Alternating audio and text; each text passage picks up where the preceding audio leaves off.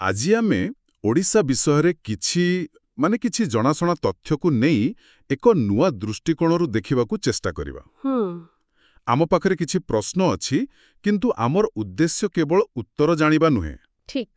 ଉଦ୍ଦେଶ୍ୟ ହେଉଛି ସେହି ତଥ୍ୟଗୁଡ଼ିକ ଭିତରେ ଥିବା ସମ୍ବନ୍ଧକୁ ଖୋଜିବା। ଆଜ୍ଞା, ଓଡ଼ିଶାର ଭୂଗୋଳ, ଇତିହାସ ଆଉ ସଂସ୍କୃତି କେମିତି ଗୋଟେ ସୂତାରେ ବନ୍ଧା, ସେଇଟା ହିଁ ଦେଖିବା।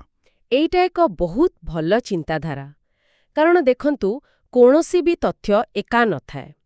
ଓଡ଼ିଶାର ନଦୀ ତାର କୃଷିକୁ ପ୍ରଭାବିତ କରେ, ହଁ, ଆଉ କୃଷି ତାର ଅର୍ଥନୀତିକୁ ଗଢ଼େ, ଆଉ ସେଇଠୁ ହିଁ ସୃଷ୍ଟି ହୁଏ କଳା ଆଉ ସ୍ଥାପତ୍ୟ। ତେବେ ଚାଲନ୍ତୁ ଏହି ଯାତ୍ରା ଆରମ୍ଭ କରିବା ସିଧା ଓଡ଼ିଶାର ମାଟି ଆଉ ପାଣିରୁ। ନିଶ୍ଚୟ। ଆମର ପ୍ରଥମ ପ୍ରଶ୍ନ, ଓଡ଼ିଶାର କେଉଁ ଜିଲ୍ଲାକୁ ଓଡ଼ିଶାର ଧାନର ପାତ୍ର ବା ରାଇସ୍ ବୋଲ୍ ଅଫ୍ ଓଡ଼ିଶା କୁହାଯାଏ? ବିକଳ୍ପଗୁଡ଼ିକ ହେଲା ଏ କଟକ, ବି ବରଗଡ଼, ସି କଳାହାଣ୍ଡି ଆଉ ଡି ବାଲେଶ୍ୱର। ଏହାର ଉତ୍ତର ତ ବି ବରଗଡ଼। କିନ୍ତୁ ଏତେ ଜିଲ୍ଲା ଥାଉ ଥାଉ କେବଳ ବରଗଡ଼କୁ ହିଁ କାହିଁକି ଏହି ପରିଚୟ ମିଳିଛି? ଦେଖନ୍ତୁ, ଏହା ପଛରେ ଗୋଟେ ବହୁତ ବଡ଼ କାରଣ ଅଛି, ଆଉ ସେଇଟା ହେଉଛି ଗୋଟେ ନଦୀ ଆଉ ତା ଉପରେ ତିଆରି ଗୋଟେ ପ୍ରକଳ୍ପ। ହୀରାକୁଦ ନୁହେଁ କେ? ଆଜ୍ଞା, ଠିକ୍ ଧରିଛନ୍ତି, ହୀରାକୁଦ ବନ୍ଧ। ବରଗଡ଼ ଜିଲ୍ଲାର ଭୌଗୋଳିକ ସ୍ଥିତି ଏମିତି ଯେ ହୀରାକୁଦରୁ ଯେଉଁ ମୁଖ୍ୟ କେନାଲ ବାହାରିଲା, ବରଗଡ଼ କେନାଲ। ହଁ, ସେହି ବରଗଡ଼ କେନାଲ, ତାହା ସେହି ଜିଲ୍ଲାର ଶୁଖିଲା ଜମିକୁ କହିଲେ ପୁରା ସବୁଜ କରିଦେଲା। ଓହୋ, ତେବେ ଜଳସେଚନ ହିଁ ମୁଖ୍ୟ କାରଣ? ଆଜ୍ଞା, ହୀରାକୁଦର ପାଣି ସେଠାକାର କୃଷିରେ ଗୋଟେ ବିପ୍ଳବ ଆଣିଦେଲା। ତେଣୁ ଏହା କେବଳ ଗୋଟେ ଉପନାମ ନୁହେଁ, ଏହା ମଣିଷର ଇଞ୍ଜିନିୟରିଂ କିପରି ପ୍ରକୃତି ସହ ମିଶି ଗୋଟେ ଅଞ୍ଚଳର ଭାଗ୍ୟ ବଦଳାଇ ଦିଏ, ତାର ଗୋଟେ ଜ୍ୱଳନ୍ତ ଉଦାହରଣ। ବାଃ, ଏଇଟା ତ ବହୁତ ଗଭୀର ସଂଯୋଗ। ଆପଣ ହୀରାକୁଦ ଆଉ ମହାନଦୀ କଥା କହିଲେ, ଆଉ ସେଇଟା ଆମକୁ ଆମର ପରବର୍ତ୍ତୀ ପ୍ରଶ୍ନ ପାଖକୁ ନେଇଯାଉଛି। ପ୍ରଶ୍ନଟି ହେଉଛି, କେଉଁ ନଦୀ ଓଡ଼ିଶାରେ ସବୁଠାରୁ ବଡ଼ ତ୍ରିକୋଣଭୂମି ବା ଡେଲ୍ଟା ସୃଷ୍ଟି କରେ? ବିକଳ୍ପଗୁଡ଼ିକ ହେଲା ଏ ବ୍ରାହ୍ମଣୀ, ବି ବୈତରଣୀ, ସି ସୁବର୍ଣ୍ଣରେଖା ଆଉ ଡି ମହାନଦୀ। ଏହାର ଉତ୍ତର ହେଉଛି ଡି ମହାନଦୀ। ଆଉ ଏହାର ଗୁରୁତ୍ୱ କେବଳ ଆକାରରେ ନାହିଁ। ମାନେ ଗୋଟେ ତ୍ରିକୋଣଭୂମି କ'ଣ? ନଦୀ ସମୁଦ୍ରରେ ମିଶିବା ଆଗରୁ ହଜାର ହଜାର ବର୍ଷ ଧରି ଯେଉଁ ପଟୁମାଟି ଆଣିଥାଏ, ତାକୁ ଜମା କରେ।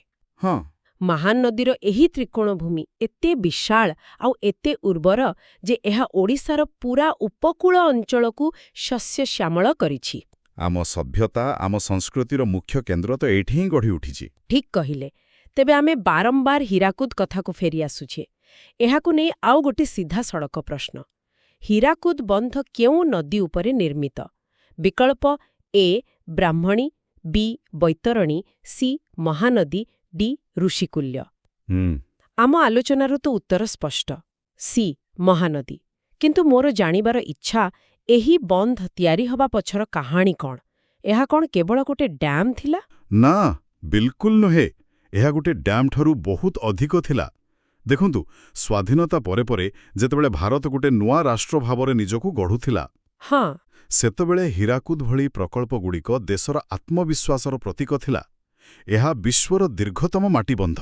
ଆଚ୍ଛା, ଏହାର ନିର୍ମାଣ କେବଳ ଏକ ଇଞ୍ଜିନିୟରିଂ ଚ୍ୟାଲେଞ୍ଜ ନଥିଲା, ଏହା ଏକ ନୂଆ ଭାରତର ସ୍ୱପ୍ନ ଥିଲା। ଏହା ମହାନଦୀର ବନ୍ୟାକୁ ନିୟନ୍ତ୍ରଣ କଲା, ଯାହାକୁ ଆଗରୁ ଓଡ଼ିଶାର ଦୁଃଖ କୁହାଯାଉଥିଲା। ଆଉ ତାକୁ ଓଡ଼ିଶାର ବରଦାନରେ ପରିଣତ କଲା। ଆଜ୍ଞା, ଏହା ଆଧୁନିକ ଓଡ଼ିଶାର ଇତିହାସରେ ଏକ ମାଇଲଖୁଣ୍ଟ। ଆଧୁନିକ ଯୁଗର ଏହି ମନ୍ଦିରରୁ ଚାଲନ୍ତୁ ଯିବା ପ୍ରାଚୀନ ଯୁଗର ଏକ ଏମିତି ମନ୍ଦିର ପାଖକୁ, ଯାହା ଆଜି ବି ଗୋଟେ ବିସ୍ମୟ, କୋଣାର୍କ। ପ୍ରଶ୍ନଟି ହେଉଛି, କୋଣାର୍କର ପ୍ରସିଦ୍ଧ ସୂର୍ଯ୍ୟ ମନ୍ଦିର କେଉଁ ରାଜାଙ୍କ ଦ୍ୱାରା ନିର୍ମିତ ହୋଇଥିଲା? ବିକଳ୍ପ ଏ ଅନଙ୍ଗ ଭୀମ ଦେବ ତୃତୀୟ, ବି କପିଳେନ୍ଦ୍ର ଦେବ, ସି ନରସିଂହ ଦେବ ପ୍ରଥମ ଆଉ ଡି ପୁରୁଷୋତ୍ତମ ଦେବ। ଏହାର ସଠିକ୍ ଉତ୍ତର ହେଉଛି ସି ନରସିଂହ ଦେବ ପ୍ରଥମ। କିନ୍ତୁ ଏଠି କେବଳ ରାଜାଙ୍କର ନାଁ ମନେ ରଖିଲେ ହବନି। ମାନେ ଆମକୁ ସେହି ସମୟର ପରିକଳ୍ପନାକୁ ବୁଝିବାକୁ ପଡ଼ିବ। 13ଶ ଶତାବ୍ଦୀ ପୂର୍ବ ଗଙ୍ଗବଂଶ। କଳ୍ପନା କରନ୍ତୁ, ଏହା କେବଳ ଗୋଟେ ମନ୍ଦିର ନୁହେଁ, ଏହା ହେଉଛି ସୂର୍ଯ୍ୟ ଦେବତାଙ୍କର ଗୋଟେ ବିଶାଳ ପଥରର ରଥ। 24ଟି ଚକ ଆଉ 7ଟି ଘୋଡ଼ା। ହଁ, ଆଉ ସେହି ଚକଗୁଡ଼ିକ ସମୟକୁ ଦର୍ଶାଏ। ଏହାର ସ୍ଥାପତ୍ୟରେ ଜ୍ୟୋତିର୍ବିଜ୍ଞାନ ଆଉ ବାସ୍ତୁକଳାର ଏକ ଅଦ୍ଭୁତ ସମନ୍ୱୟ ଅଛି। ବିଶ୍ୱାସ ହେଉନି ସେ ସମୟର ଜ୍ଞାନ ଆଉ କଳାର ଏହା ଶୀର୍ଷ ଥିଲା। ନିଶ୍ଚିତ ଭାବରେ।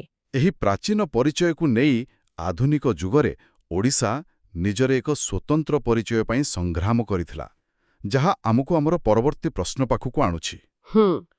ଓଡ଼ିଶା କେଉଁ ବର୍ଷ ବିହାରରୁ ଅଲଗା ହୋଇ ଏକ ସ୍ୱତନ୍ତ୍ର ପ୍ରଦେଶ ହେଲା? ବିକଳ୍ପଗୁଡ଼ିକ: ଏ 1912, ବି 1936, ସି 1947 ଆଉ ଡି 1950। ଏହାର ଉତ୍ତର ହେଉଛି ବି 1936। ଆଉ ଏହି ତାରିଖ 1 ଏପ୍ରିଲ 1936 ପ୍ରତ୍ୟେକ ଓଡ଼ିଆଙ୍କ ପାଇଁ ବହୁତ ଗୁରୁତ୍ୱପୂର୍ଣ୍ଣ। କାରଣ ଏହା କେବଳ ଏକ ପ୍ରଶାସନିକ ବିଭାଜନ ନଥିଲା।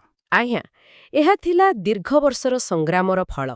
ଉତ୍କଳ ଗୌରବ ମଧୁସୂଦନ ଦାସ, ଉତ୍କଳମଣି ଗୋପବନ୍ଧୁ ଦାସ ଏମାନଙ୍କର ନେତୃତ୍ୱରେ ସବୁ ଓଡ଼ିଆ ଭାଷାଭାଷୀ ଅଞ୍ଚଳକୁ ଏକାଠି କରିବାକୁ ଆନ୍ଦୋଳନ ହୋଇଥିଲା। ଆଉ ସବୁଠୁ ବଡ଼ କଥା ହେଉଛି, ଏହା ଭାରତର ପ୍ରଥମ ଭାଷାଭିତ୍ତିକ ରାଜ୍ୟ ଥିଲା। ଠିକ୍ କହିଲେ। ଏଇଟା ଗୋଟେ ବହୁତ ବଡ଼ କଥା। ଏହା ଆମ ଓଡ଼ିଆ ଭାଷା, ସାହିତ୍ୟ ଆଉ ସଂସ୍କୃତିକୁ ଗୋଟେ ସୁରକ୍ଷା କବଚ ଦେଲା। ଆପଣ ସଂସ୍କୃତି କଥା କହିଲେ, ତେବେ ଚାଲନ୍ତୁ ସେହି ଦିଗରେ ଆଗକୁ ବଢ଼ିବା। ଗୋଟେ ସହରର ପରିଚୟ ତ ଗୋଟେ ବିଶେଷ କଳା ସହିତ ଯୋଡ଼ି ହୋଇଯାଇଛି। ପ୍ରଶ୍ନଟି ହେଉଛି, କେଉଁ ସହରକୁ ରୂପା ସହର ବା ସିଲଭର ସିଟି କୁହାଯାଏ? ବିକଳ୍ପ: ଏ ଭୁବନେଶ୍ୱର, ବି ସମ୍ବଲପୁର, ସି କଟକ, ଡି ପୁରୀ। ଉତ୍ତରଟି ହେଉଛି ସି କଟକ। ଆଉ ଏହା ପଛର କାରଣ ହେଉଛି ଏକ ଅତ୍ୟନ୍ତ ସୂକ୍ଷ୍ମ ଏବଂ ସୁନ୍ଦର କଳା। ତାରକସି। ହଁ, ତାରକସି। କଳ୍ପନା କରନ୍ତୁ, କାରିଗରମାନେ ଚକଚକ୍ କରୁଥିବା ରୂପାକୁ ତରଳେଇ ତାକୁ ମଣିଷର ବାଳଠାରୁ ବି ସରୁ ତାରରେ ପରିଣତ କରନ୍ତି। ବାପରେ! ଆଉ ତାପରେ ସେହି ସୂକ୍ଷ୍ମ ତାରକୁ ବ୍ୟବହାର କରି ଅବିଶ୍ୱାସନୀୟ ଡିଜାଇନ୍ ତିଆରି କରନ୍ତି। ଏହା ଶହ ଶହ ବର୍ଷ ଧରି କଟକର ଗଳିକନ୍ଦିରେ ବଞ୍ଚି ରହିଛି। ଏହା କଟକର ଏକ ଜୀବନ୍ତ ପରମ୍ପରା। ହାତର ଏହି କଳାରୁ ଆସନ୍ତୁ ଶରୀରର କଳା, ମାନେ ନୃତ୍ୟ ଆଡ଼କୁ ଯିବା। ଓଡ଼ିଶାର କେଉଁ ଲୋକନୃତ୍ୟ ମୁଖ୍ୟତଃ ଭଗବାନ କୃଷ୍ଣଙ୍କ ସହ ଜଡ଼ିତ? ବିକଳ୍ପ: ଏ ଛଉ, ବି ଗୋଟିପୁଅ, ସି ଓଡ଼ିଶୀ, ଡି ପାଇକ। ଏହାର ଉତ୍ତର ହେଉଛି ବି ଗୋଟିପୁଅ। ଓଡ଼ିଶୀ ବିଷୟରେ ତ ଅନେକେ ଜାଣନ୍ତି, କିନ୍ତୁ ଗୋଟିପୁଅ ହେଉଛି କହିଲେ ତାର ପୂର୍ବ ରୂପ। ଆଚ୍ଛା। ଏହାର ବିଶେଷତ୍ୱ ହେଉଛି ଏଠିରେ ଛୋଟ ଛୋଟ ବାଳକମାନେ ନାରୀ ବେଶରେ ସଜ୍ଜିତ ହୋଇ ନୃତ୍ୟ କରନ୍ତି। ବାଳକମାନେ? ହଁ, ଏହା ପଛରେ ଏକ ଭକ୍ତି ଭାବନା ଅଛି। ସେମାନେ ନିଜକୁ କୃଷ୍ଣଙ୍କର ସଖୀ ଭାବି ରାଧା ଓ କୃଷ୍ଣଙ୍କ ଲୀଳାକୁ ପ୍ରଦର୍ଶନ କରନ୍ତି। ଏହା କେବଳ ନୃତ୍ୟ ନୁହେଁ, ଏହା ଏକ ସାଧନା। ବହୁତ ସୁନ୍ଦର।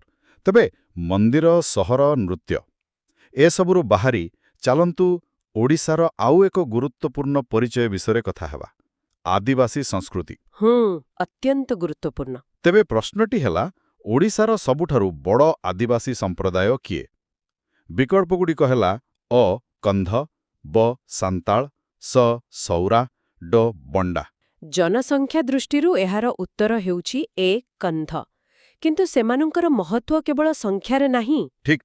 କନ୍ଧ ଜନଜାତି ମୁଖ୍ୟତଃ କନ୍ଧମାଳ, କଳାହାଣ୍ଡି, ରାୟଗଡ଼ା ଏହିସବୁ ଜିଲ୍ଲାର ପାହାଡ଼ିଆ ଅଞ୍ଚଳରେ ରୁହନ୍ତି। ପ୍ରକୃତି ସହିତ ସେମାନଙ୍କର ସମ୍ବନ୍ଧ ବହୁତ ଗଭୀର। ସେମାନଙ୍କର ନିଜସ୍ୱ ଭାଷା ବି ଅଛି, ନୁହେଁ କି? ଆଜ୍ଞା, କୁଇ ଆଉ କୁଭି। ସେମାନଙ୍କର ସଂସ୍କୃତି, ପରମ୍ପରା ଆଉ ଜୀବନଶୈଳୀ ଓଡ଼ିଶାର ସାମାଜିକ ବିବିଧତାକୁ ବହୁତ ସମୃଦ୍ଧ କରେ। ସେମାନଙ୍କ ବିନା ଓଡ଼ିଶାର କାହାଣୀ ଅସମ୍ପୂର୍ଣ୍ଣ। ପ୍ରକୃତି ସହ ଏହି ଗଭୀର ସମ୍ବନ୍ଧ ଆମକୁ ଓଡ଼ିଶାର ବନ୍ୟପ୍ରାଣୀ ଆଡ଼କୁ ନେଇଯାଉଛି। ପ୍ରଶ୍ନଟି ହେଲା, ଓଡ଼ିଶାର କେଉଁ ବନ୍ୟପ୍ରାଣୀ ଅଭୟାରଣ୍ୟ ଲୁଣି ପାଣି କୁମ୍ଭୀର ବା ସାଲ୍ଟ ୱାଟର କ୍ରୋକୋଡାଇଲ୍ସ ପାଇଁ ପ୍ରସିଦ୍ଧ? ବିକଳ୍ପ: ଏ ଶିମିଳିପାଳ, ବି ଭିତରକନିକା, ସି ସାତକୋଶିଆ, ଡି କର୍ଲାପାଟ। ଏହାର ଉତ୍ତର ତ ସ୍ପଷ୍ଟ, ବି ଭିତରକନିକା। କିନ୍ତୁ ଭିତରକନିକା କେବଳ କୁମ୍ଭୀରଙ୍କ ପାଇଁ ପ୍ରସିଦ୍ଧ ନୁହେଁ, ଏହା ଏକ ଅନନ୍ୟ ଇକୋସିଷ୍ଟମ। ହେନ୍ତାଳ ବଣ ପାଇଁ ମଧ୍ୟ? ହଁ, ଏଠାରେ ଭାରତର ଦ୍ୱିତୀୟ ବୃହତ୍ତମ ହେନ୍ତାଳ ବଣ ଅଛି, ଆଉ ଭାରତର ସବୁଠାରୁ ଅଧିକ ଲୁଣିପାଣି କୁମ୍ଭୀର ଏଇଠି ଦେଖାଯାନ୍ତି। ଏହା ଗୋଟେ ବହୁତ ସଫଳ ସଂରକ୍ଷଣ କାର୍ଯ୍ୟକ୍ରମର ଫଳ। ବାଃ! ତେବେ ଆମେ ଆମ ଆଲୋଚନାର ଶେଷ ପର୍ଯ୍ୟାୟରେ ପହଞ୍ଚିଛୁ। ମାଟି, ନଦୀ, ଇତିହାସ, କଳା, ସମାଜ, ପ୍ରକୃତି ଏସବୁକୁ ଯିଏ ବାନ୍ଧି ରଖିଛି ସେ ହେଉଛି ଭାଷାର। ତେବେ ଏକ ସରଳ ପ୍ରଶ୍ନ: ଓଡ଼ିଶାର ସରକାରୀ ଭାଷା କ'ଣ? ବିକଳ୍ପ: ଏ ହିନ୍ଦୀ, ବି ଇଂରାଜୀ, ସି ଓଡ଼ିଆ, ଡି ସଂସ୍କୃତ। ଏହାର ଉତ୍ତର ସ୍ପଷ୍ଟ ସି ଓଡ଼ିଆ। କିନ୍ତୁ ଏଠି ଗୋଟେ ବହୁତ ଗୁରୁତ୍ୱପୂର୍ଣ୍ଣ ଆଉ ଗର୍ବର କଥା ଯୋଡ଼ିବାକୁ ଚାହିଁବି। କୁହନ୍ତୁ। 2014 ମସିହାରେ ଓଡ଼ିଆ ଭାଷାକୁ ଶାସ୍ତ୍ରୀୟ ଭାଷାର ମାନ୍ୟତା ମିଳିଲା। Classical language status. ଆଜ୍ଞା। ଭାରତରେ ମାତ୍ର 6ଟି ଭାଷାକୁ ଏହି ମାନ୍ୟତା ମିଳିଛି। ଶାସ୍ତ୍ରୀୟର ଅର୍ଥ ହେଉଛି ଏହାର ଇତିହାସ ଅତି କମ୍ରେ 1500ରୁ 2000 ବର୍ଷ ପୁରୁଣା ହେବା ଦରକାର। ଆଉ ଏହାର ନିଜସ୍ୱ ସାହିତ୍ୟିକ ପରମ୍ପରା ଥିବା ଦରକାର। ହଁ, ଆଉ ଓଡ଼ିଆ ଭାଷା ଏହି ସବୁ ମାନଦଣ୍ଡ ପୂରଣ କରେ। ଏହା ଆମ ଭାଷାର ପ୍ରାଚୀନତା ଆଉ ସମୃଦ୍ଧିକୁ ଏକ ଜାତୀୟ ସ୍ୱୀକୃତି ଦିଏ। ବାସ୍ତବରେ ଏହି 10ଟି ପ୍ରଶ୍ନର ଯାତ୍ରା ଆମକୁ ଓଡ଼ିଶାର ଏକ ସାମଗ୍ରିକ ଚିତ୍ର ଦେଲା। ଆମେ ଦେଖିଲେ କିପରି ମହାନଦୀ କେବଳ ଏକ ନଦୀ ନୁହେଁ, ଏହା ଜୀବନ ଦିଏ। ହଁ, ଏହା ବରଗଡ଼ର କୃଷିକୁ ଜୀବନ ଦିଏ, ଆଧୁନିକ ଓଡ଼ିଶାର ସ୍ୱପ୍ନକୁ ସାକାର କରେ। ଆଉ ସବୁଠୁ ବଡ଼ କଥା ହେଲା, ଏସବୁ ପରସ୍ପର ସହ ଜଡ଼ିତ। ଭାଷା ପାଇଁ ଆନ୍ଦୋଳନ ହେଲା ବୋଲି ରାଜ୍ୟ ଗଠନ ହେଲା। ସେହି ରାଜ୍ୟ ଆଜି ଭିତରକଣିକାକୁ ସୁରକ୍ଷା ଦେଉଛି। ପ୍ରତ୍ୟେକଟି ତଥ୍ୟ ଗୋଟେ ବଡ଼ କାହାଣୀର ଖିଅ। ଠିକ୍। ତେବେ ଆଜିର ଆଲୋଚନା ଶେଷରେ ଶ୍ରୋତାମାନଙ୍କ ପାଇଁ ଗୋଟେ ଚିନ୍ତା କରିବା ଭଳି ପ୍ରଶ୍ନ ଛାଡ଼ି ଯାଉଛୁ। ଆମେ ଦେଖିଲେ କଟକର ତାରକସି କାମ କିମ୍ବା ଗୋଟିପୁଅ ନୃତ୍ୟ, ଏହିପରି ସୂକ୍ଷ୍ମ କଳା କିପରି ଏକ ଅଞ୍ଚଳର ପରିଚୟ ସୃଷ୍ଟି କରୁଛି। ଯେତେବେଳେ ଗୋଟିଏ ସ୍ଥାନର ପରିଚୟ କେବଳ ବଡ଼ ବଡ଼ ଇତିହାସ କିମ୍ବା ଭୂଗୋଳ ଉପରେ ନିର୍ଭର ନ କରି ଏପରି ସୂକ୍ଷ୍ମ, ଧୈର୍ଯ୍ୟପୂର୍ଣ୍ଣ ଆଉ ପିଢ଼ି ପରେ ପିଢ଼ି ଚାଲି ଆସୁଥିବା କଳାକୃତି ସହ ଜଡ଼ିତ ହୁଏ, ସେତେବେଳେ ଏହା ସେହି ସ୍ଥାନର ଲୋକଙ୍କ ମନ, ସମାଜ ଆଉ ମୂଲ୍ୟବୋଧ ବିଷୟରେ କ'ଣ ସୂଚନା ଦିଏ?